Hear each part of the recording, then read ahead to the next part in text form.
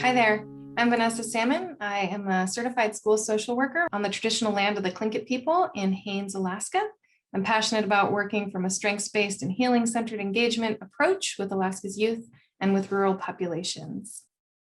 This is me on top of Mount Rapinski, which is the mountain behind my house in Haines, Alaska. And this is a little lake at the top of the river where I like to typically take my shoes off and have a little breather when I'm on my hikes.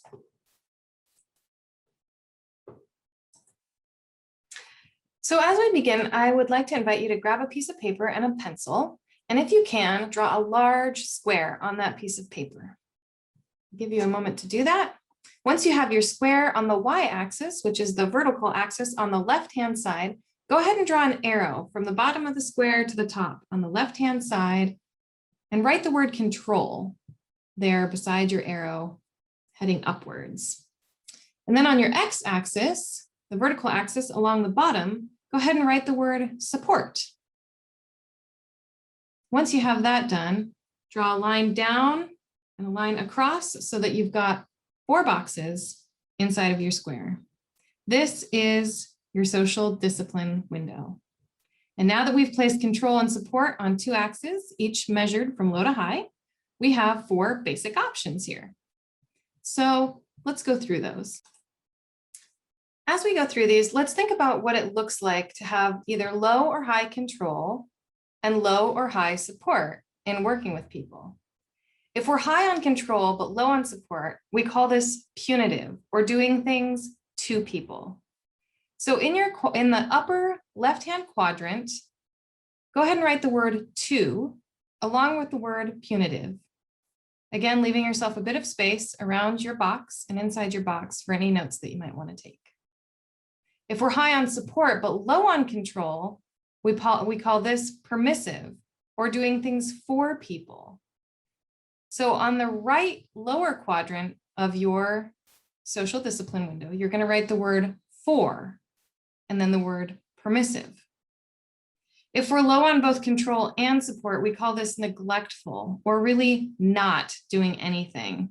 So you can write the word not very largely in that lower left-hand window. And you can also write the word neglectful.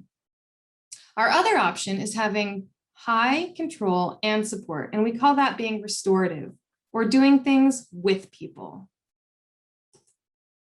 So let me show you a slide of what you should have written down on your page or something close to it.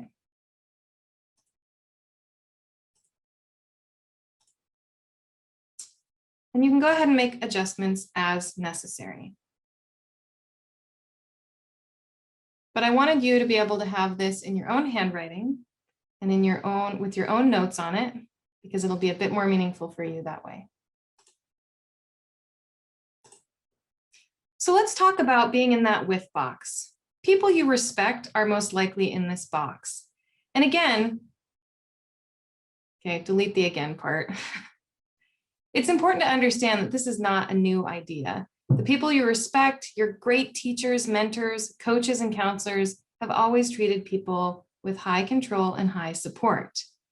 But this is a simple framework, and it's really meant to just give us a way to describe what we know works. It also gives us a way to teach other people how to do it.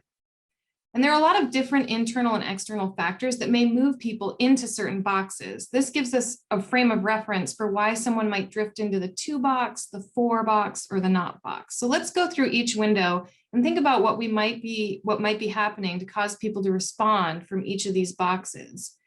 When we're responding from the to box, we're internally feeling ignored or not really listened to. And externally, maybe we're feeling pressure to perform.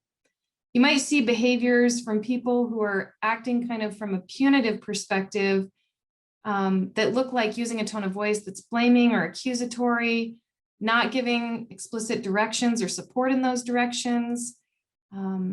These types of people have very high standards, and a lot of times they have very ordered classrooms, but they have anxious, maybe even resentful students, and they often have a negative classroom atmosphere.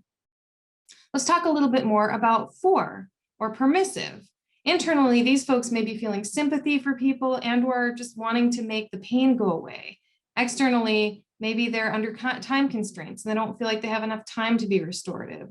Often people who are permissive or operate from a permissive perspective are very warm, they're very supportive, but they don't always set limits.